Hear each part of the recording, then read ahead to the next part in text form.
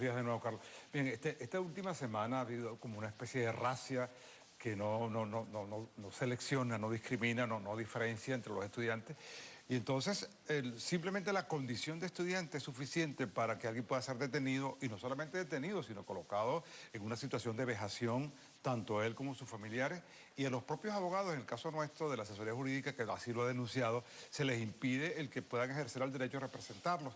Y lo otro que ha ocurrido es esta situación tan, creo que muy humillante, que es solicitarles cartas de buena conducta y además una fianza. Eso nunca había ocurrido en el país. Al parecer con un costo bastante elevado. Muy elevado, sí. Entonces la idea no solamente es el amedrentamiento, negar el derecho a las personas, a los estudiantes a protestar, sino también humillarles a ellos, humillar a los familiares y además a medida coactiva de sancionarlos desde el punto de vista económico, con una fianza que es muy alta, que muchas veces no tienen cómo solventarla, y eso ha retardado también que pueda salir en libertad. Y lo otro, me cuentan que también los colocan en un listado de antecedentes penales. Ah, no, claro, sí. Lo otro es eso, que para desmovilizarlos entonces son colocados en libertad condicional, tienen que presentarse periódicamente ante las instancias, diríamos, de los tribunales, y eso les impide participar en otras manifestaciones. Y la idea es desmovilizar a los estudiantes, colocarlos y criminalizarlos, que es lo que se está haciendo también, la protesta, y ellos mismos son colocados como criminales, como personas enemigas del Estado, en fin, un conjunto de formas de actuar que evidencian el talante autoritario de quienes están tomando la decisión. Debe haber alguna gente en el gobierno, pienso yo,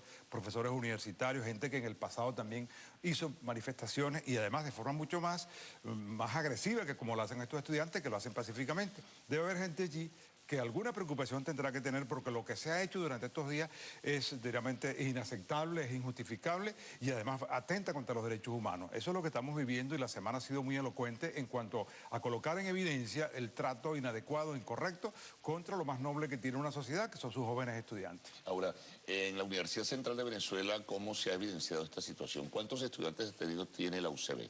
Sí, bueno, en este momento van quedando muy pocos, pero la cifra nuestra llegó a 65 estudiantes, 67 estudiantes. Primero dejaron en libertad a las muchachas, a las estudiantes mujeres, y bueno, han ido, en la medida que se han ido pagando la fianza, que ha sido asistido por nuestra asesora jurídica, la doctora Melvin Ortega, y su equipo de trabajo, que se ha constituido un buen equipo de trabajo con las facultades, han ido quedando en libertad. Pero hubo un momento en el cual habían casi cerca de 70 estudiantes que fue así, simplemente porque estaban en la calle y fueron detenidos. Eso no había ocurrido durante muchos años, ni en el país ni con la UCB, mucho menos. Es decir, esta última semana ha sido la mayor cantidad de estudiantes detenidos que ha sido, digamos, decidido por el gobierno nacional a través de la Guardia Nacional y obviamente de la Policía Nacional Bolivariana.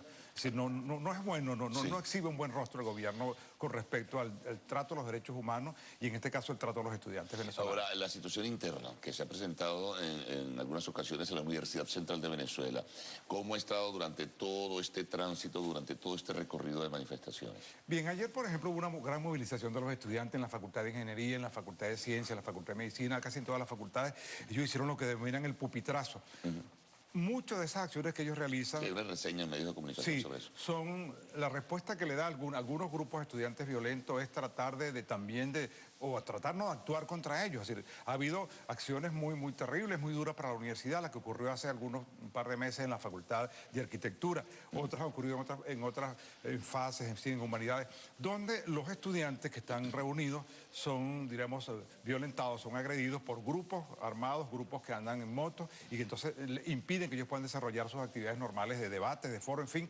Esa es la situación que vivimos. Hay una cierta vulnerabilidad frente a la violencia política por parte de grupos que actúan enmascarados, muchas veces encapuchados, otras veces actúan apoyados por motorizados externos que atentan contra la libre actividad de estos estudiantes. Ayer ocurrió algo de eso, pero en todo caso, bueno, los estudiantes se han estado organizando, han estado actuando para pacíficamente, que es lo más que pueden hacer, tratar de defenderse frente a los violentos y frente a la violencia que está en la calle. Ahora, la actividad académica como tal, Amalio, dentro de la Universidad Central de Venezuela.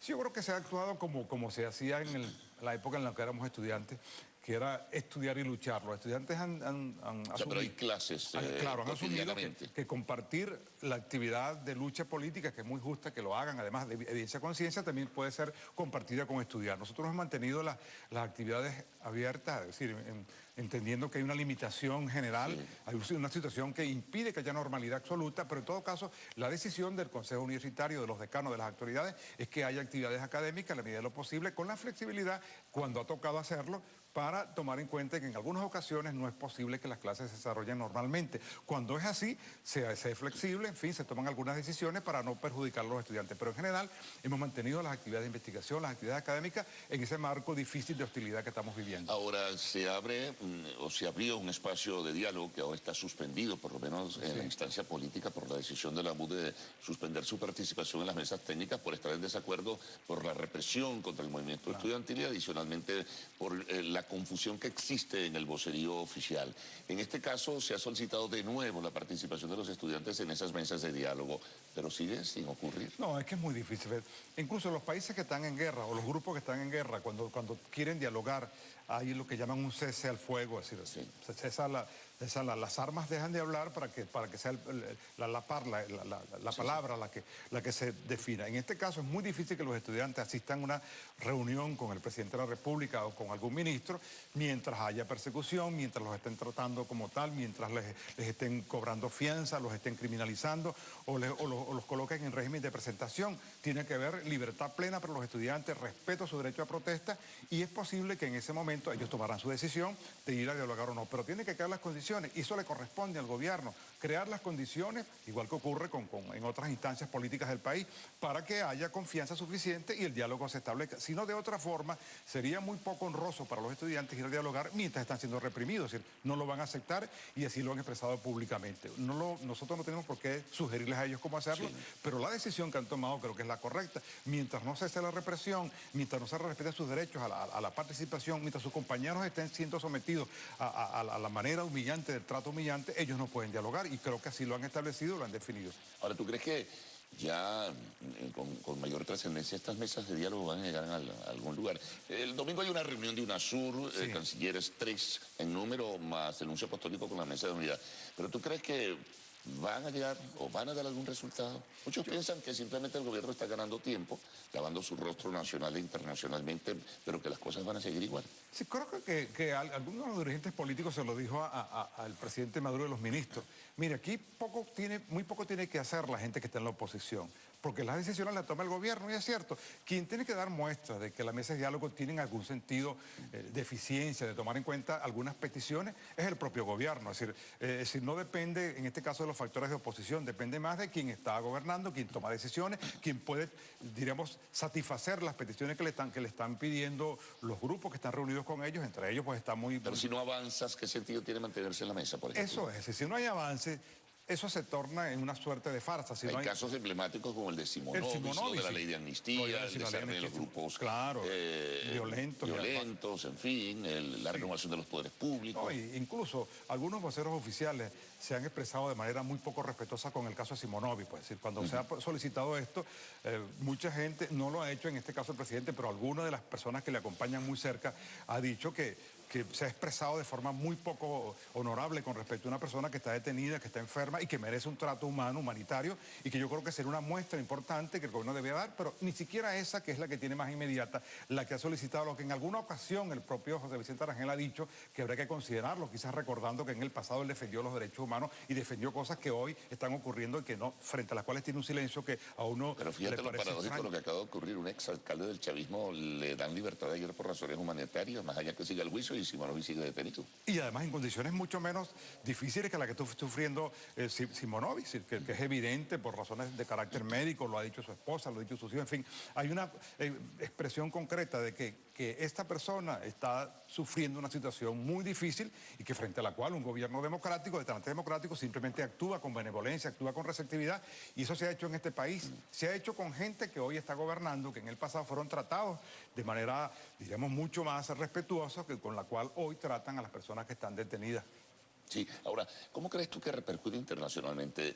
O sea, estos cancilleres de UNASUR tienen que darse cuenta de lo que está pasando en Venezuela. Hay una reseña amplia, los medios multiplican el mensaje de lo que está ocurriendo en Venezuela.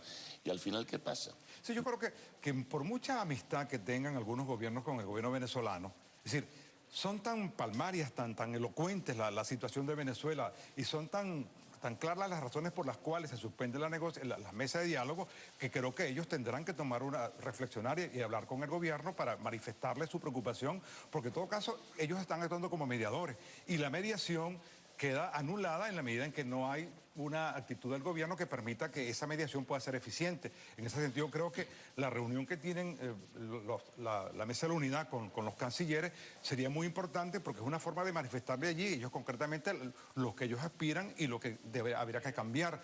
En ese sentido, creo que el gobierno no queda muy bien con estos señores por mucha receptividad, por mucha relación que haya con el gobierno de Brasil o con algunos otros entes que están participando en esta mesa de negociaciones como mediadores. Creo que no queda bien el gobierno porque se conoce pues Por cierto, que se han reflejado evidentemente desde un principio diferencias de criterio en el seno de la oposición, pero también parecería, muchos lo interpretan así, que se está reflejando también serias fisuras en las posturas frente a la mesa de diálogo dentro del gobierno.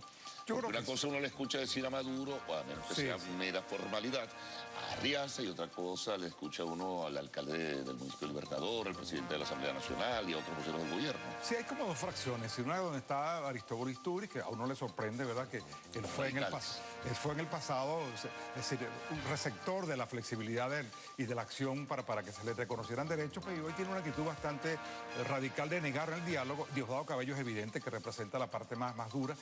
Y algunos otros sectores del gobierno tienen una actitud que se pudiera parecer distinta. Incluso pasa con respecto a las universidades. Algunos profesores vinculados con el gobierno están en desacuerdo con lo que se está haciendo con los estudiantes, con las universidades, y ahí hay diferencias de criterio que ojalá sirvan para que el gobierno tome una actitud distinta a la que ha tomado hasta este momento. Bueno, profesor Belmonte, muchas gracias, muy amable. Le renuevo la invitación para una próxima oportunidad.